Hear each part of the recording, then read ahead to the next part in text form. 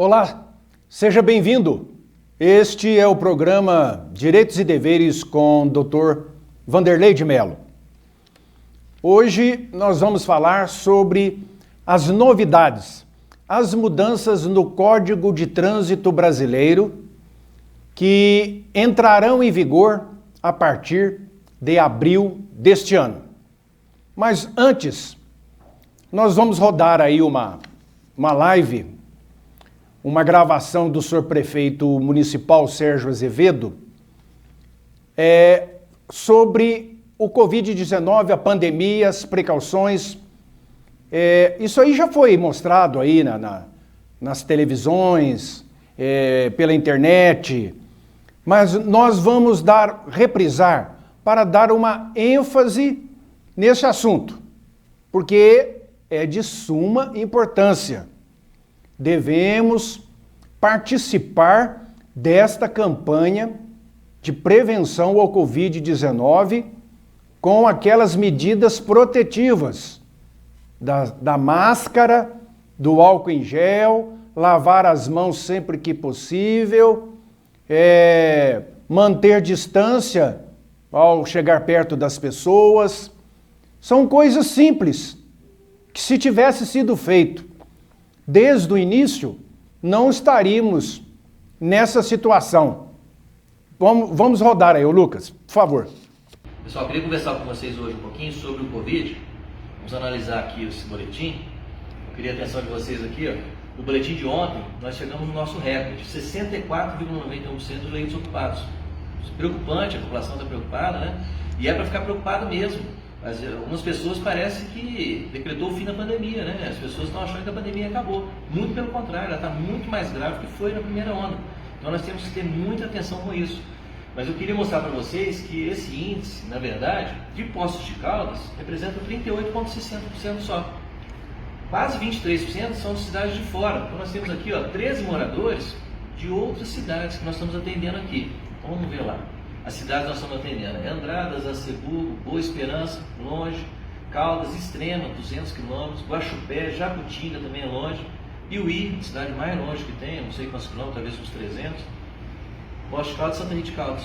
Por que eles estão vindo para cá? Porque a região deles não suporta mais, estourou, colapsou, e agora estão vindo para cá. Bom, nós não podemos ficar de braços cruzados. Já fomos na Santa Casa, já conseguimos lá mais 10 leitos, estamos habilitando esses leitos para que a gente possa aumentar essa capacidade.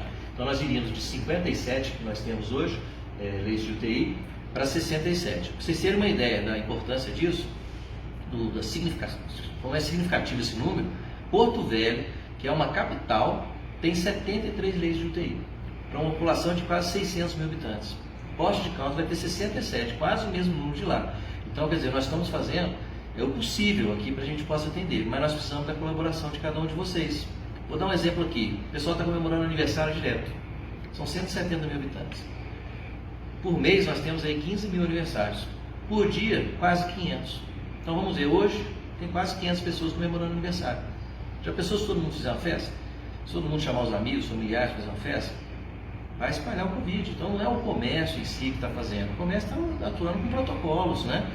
Então essas festas, principalmente residenciais, ou quando a pessoa viaja, vai para a praia, está acontecendo muitos casos também de retornar.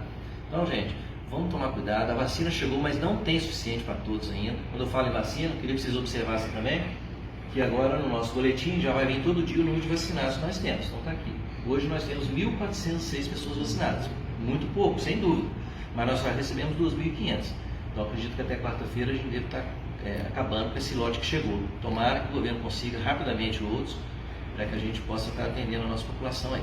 Então a nossa equipe está preparada até para fazer uma vacinação em massa, se for possível, se tiver a vacina. Então eu peço aí novamente a ajuda de todos vocês e já avisar aí o comércio, alguns bares ainda estão abusando. Eu quero dizer que a fiscalização está efetiva.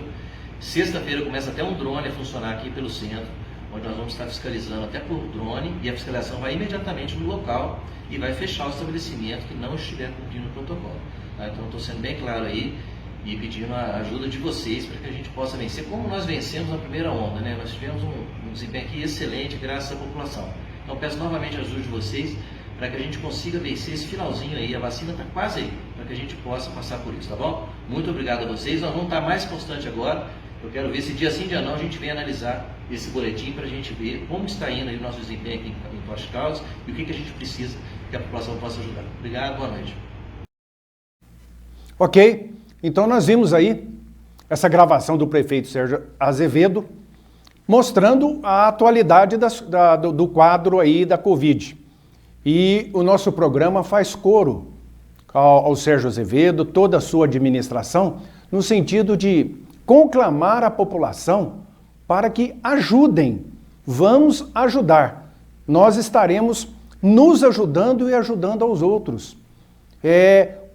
Vamos manter distanciamento. Ele falou aí de festas. Não é momento para fazer festa, gente. Não é momento. Nós tivemos aí na passagem de ano aglomerações, pessoas em residências com várias pessoas, alugaram chácaras, sítio, casa com piscina, e 10, 15, 20, 30 pessoas, todas juntas, bebendo. O índice desta contaminação após o 31 de dezembro, o pico foi alto. Então nós tivemos isso aí em decorrência do Natal e passagem de ano.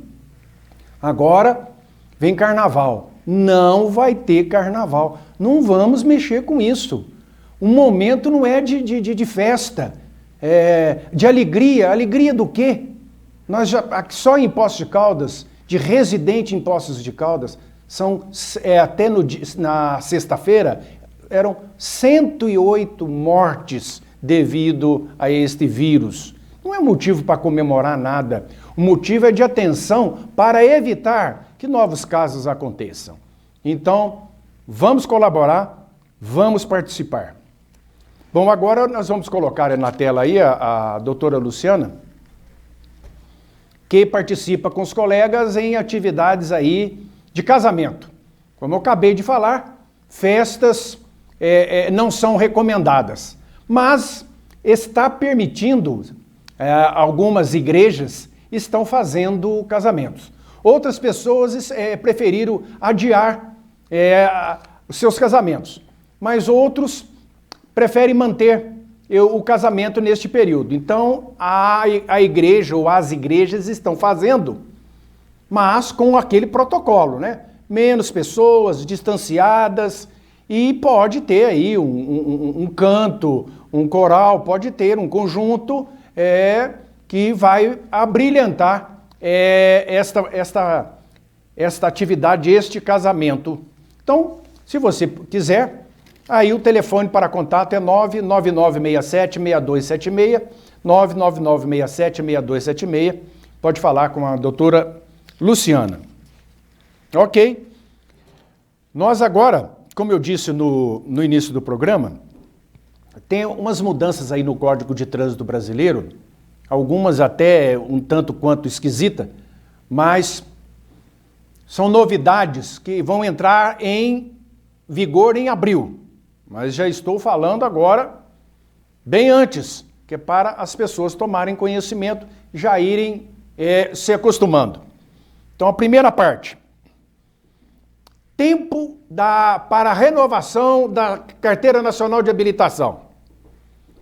Condutores, motoristas com até 50 anos de idade vai renovar de 10 em 10 anos.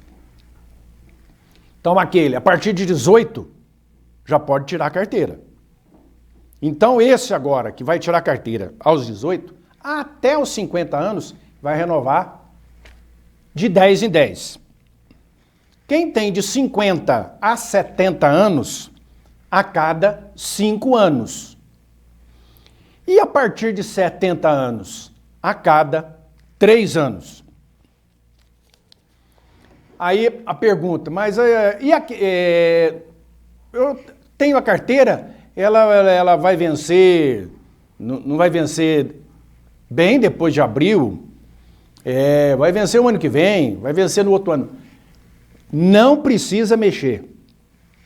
Quem tem a sua carteira nacional de habilitação vai valer aquela data de vencimento que está escrito nela. Aí, quando for renovar, naquela data que está escrito nela, validade até, ali você tem que renovar. Dali para frente, com a nova renovação, vai começar a contar este prazo que eu falei. Quem tem até 50 anos de idade vai renovar até 50, vai renovar só daqui mais 10 anos. E quem tem de 50 a 70, a 5 anos. E quem tem mais de 70 a 3 anos. Então ela deu uma extensão, principalmente para os motoristas de 18 a 50 anos, com esse prazo maior de 10 aí. E de 50 a 70. Então, a partir de 70, 3 anos. Porque, logicamente, pela idade, então há necessidade da pessoa renovar com menos tempo, devido aos problemas que naturalmente acontecem na velhice. Então, vamos falar agora da pontuação para suspender a CNH. À medida que vai cometendo multa, as infrações, vai entrando ponto no arquivo da Carteira Nacional de Habilitação. Todos nós que temos carteira, temos lá um prontuário, temos um arquivo lá dessa carteira, está lá, dentro do sistema Detran. Então, quando comete uma infração que entra uma multa, automaticamente já entra a pontuação referente àquela multa.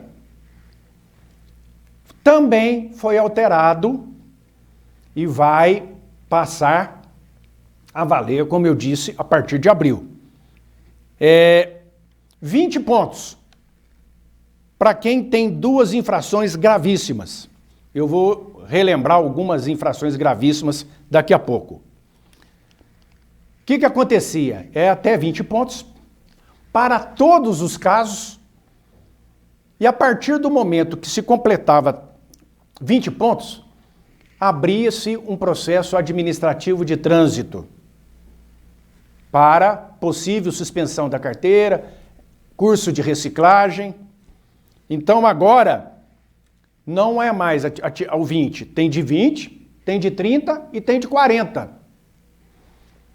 Se eu atingir 20 pontos e tiver 2 infrações gravíssimas, aí já vou entrar neste processo de suspensão ou reciclagem. 30 pontos, se eu tiver uma infração gravíssima. E 40 pontos, sem nenhuma infração gravíssima. Então, a gravíssima são 7 pontos, depois tem a grave, depois tem a média, depois tem a leve. Então, quando se somar e der 40 pontos, se eu tiver nenhuma infração gravíssima, só tiver grave, média e leve, então eu tenho um crédito de 40 pontos. Se eu tenho uma infração gravíssima, eu tenho crédito de 30 pontos. E se eu tenho 2 infrações gravíssimas, eu tenho crédito de 20 pontos. Então, a partir desses números, é que vai começar a contar. Então, estou falando muito em infrações gravíssimas, vou elencar aqui algumas. Ultrapassar, cortar, pela contramão, gravíssima. Em curva, gravíssima. Aclives, declives, subidas, descidas. Na faixa de pedestre, ultrapassar, gravíssima. Ultrapassar em cima de ponte, viaduto, cruzamento, em sinais luminosos, não pode ultrapassar, infração gravíssima. Aquela faixa contínua, ela pode ser simples ou pode ser dupla. Ali já está dizendo que não pode ultrapassar. Se ultrapassar e for pego, gravíssima.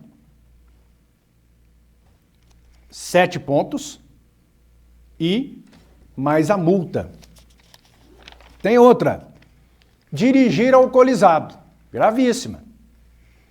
Transpor bloqueio policial. Tem uma blitz lá, a pessoa avançou, furou o bloqueio.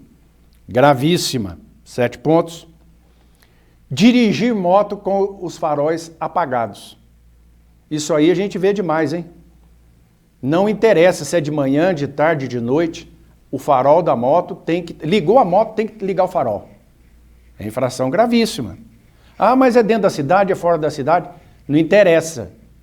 Dentro da cidade ou fora da cidade. É moto, tem que estar com o farol ligado. Sem capacete? Gravíssima. O motociclista com capacete, mas o garupa sem capacete? Gravíssima. Empinando moto, que está muito em moda aí, fazer gracinha? Gravíssima. Corrida, disputar corrida, racha, como é conhecido? Gravíssima. Ultrapassar o limite de velocidade da via a mais de 50% do permitido.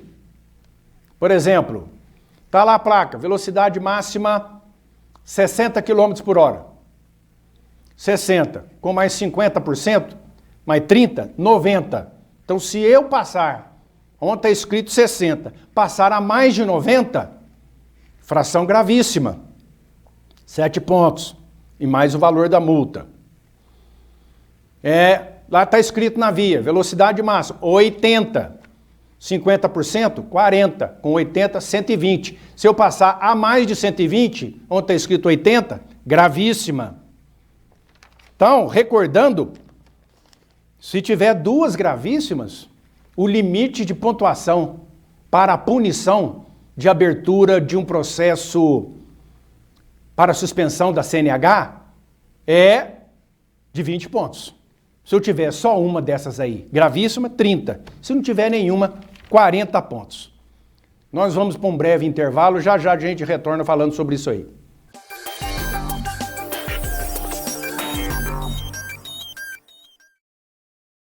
A gente passa a vida inteira cuidando de filho, marido, trabalhando e esquece de cuidar da gente. A vida passa e a gente não se cuida. Eu tenho até vergonha de sorrir. Eu ainda brinco, vocês vão ver, um dia eu ainda vou dar um jeito nos meus dentes, vocês vão ver só.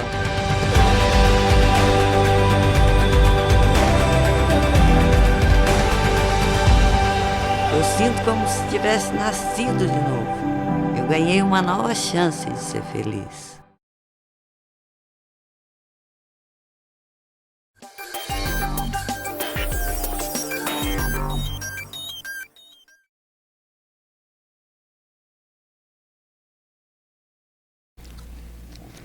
Ok, estamos de volta com o programa Direitos e Deveres, Dr. Vanderlei de Mello. Estamos falando hoje sobre as modificações no Código de Trânsito Brasileiro que vão entrar em vigor a partir de abril deste corrente ano. Mais uma novidade é aquele negócio de farol aceso de veículo nas rodovias. É o farol aceso durante o dia. Somente em rodovia de pista simples, fora do perímetro urbano. Então, muitas rodovias passam dentro de perímetro urbano, dentro de cidades. Então, ali, diz o novo regulamento, não vai ser necessário os motoristas de carro andarem com o farol aceso durante o dia. Onde for rodovia chamada simples, aquela de mão, uma via que vai e outra que vem. Então, por exemplo, daqui a Pouso Alegre, BR-459, é simples. Então, obrigatório o uso de farol nos veículos automotores durante o dia. Essa rodovia nossa aqui que vai lá desce para Bandeira Campestre, vai parar lá em Varginha, lá na Fernão Dias. Também, uma mão para ir, outra para voltar. Rodovia de pista simples. Precisa do uso obrigatório do farol aceso durante o dia. Isso, mas e aonde for muitas pistas, né?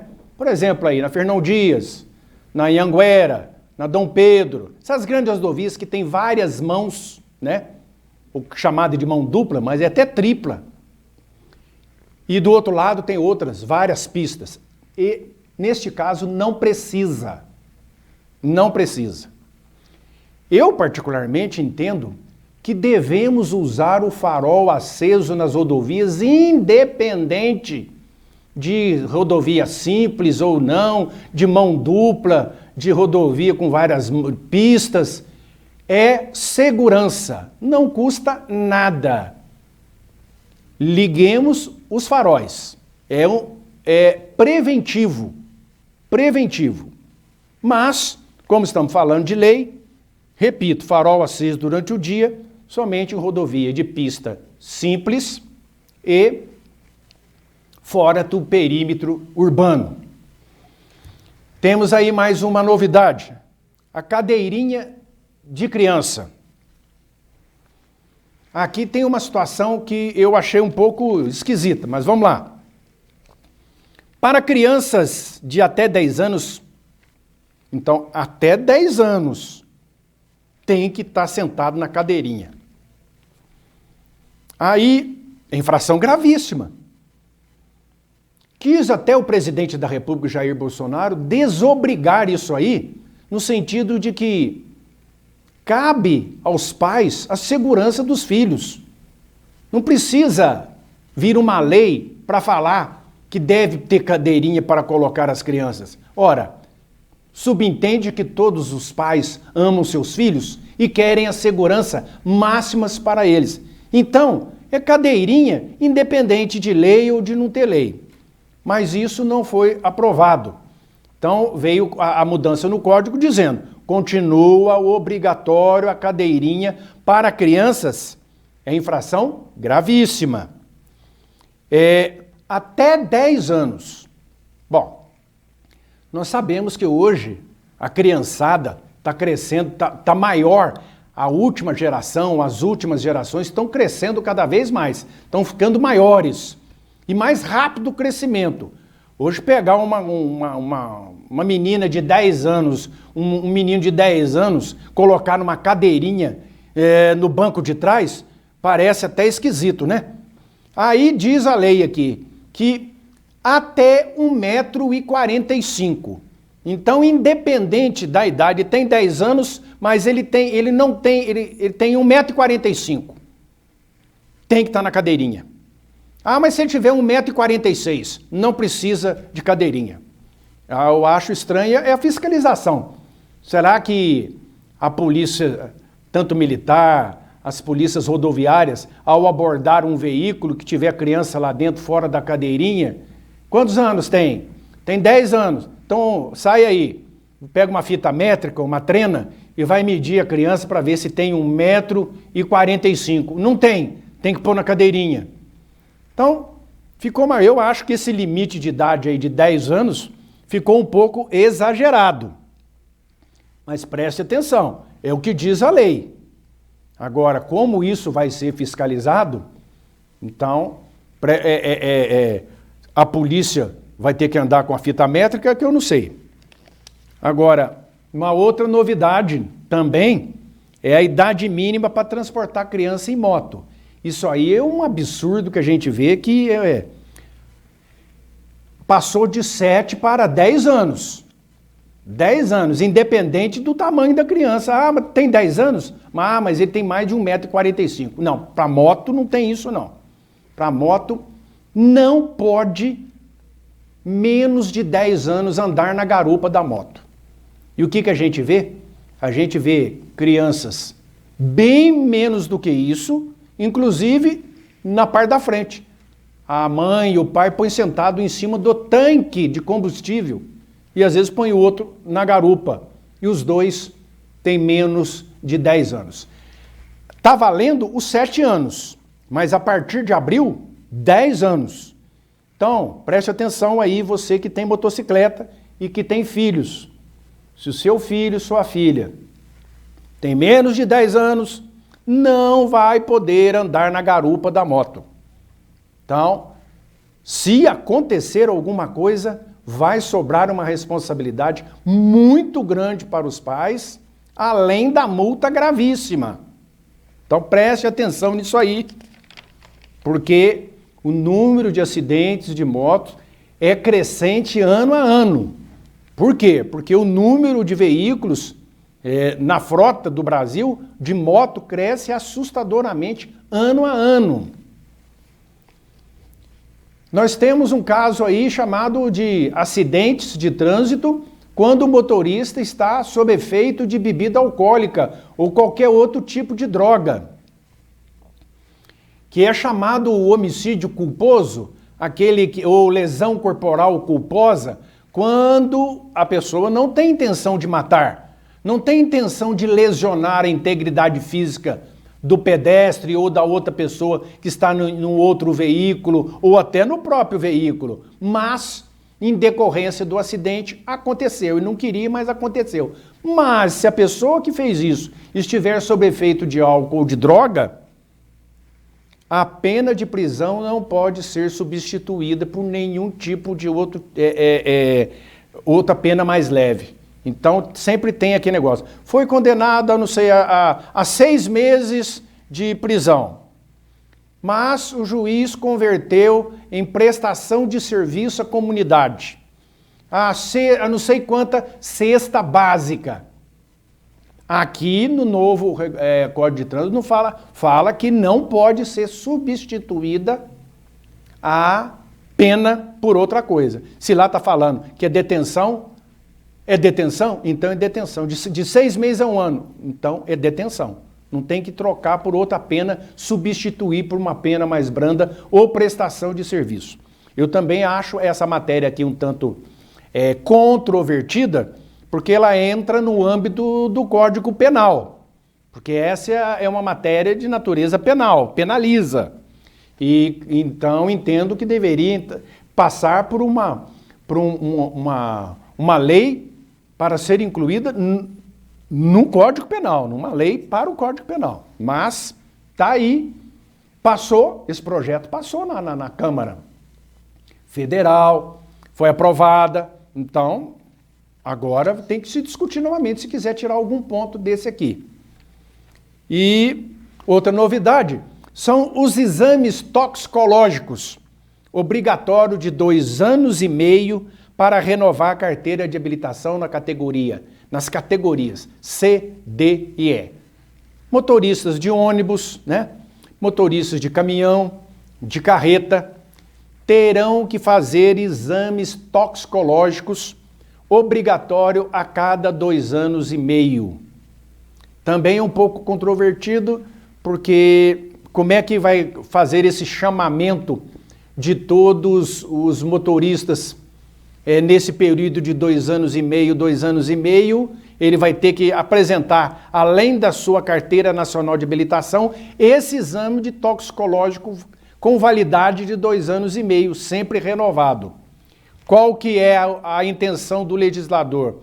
Minimizar, diminuir o índice de acidente, porque a estatística mostra que acidentes envolvendo carretas e caminhões cujos motoristas se encontravam embriagados ou sob efeito de alguma substância tóxica, maconha, cocaína, aqueles remédios que eles apelidam de ribite para não dormir, tudo é droga. Então isso contamina o corpo. E num exame toxicológico é detectado. E então esse motorista, se não passar, a carteira dele vai ser recolhida. E se ele insistir em dirigir com essa carteira, com a ordem de recolhimento, a penalidade aí piora mais ainda, porque ele poderá sofrer aí uma suspensão por muito tempo.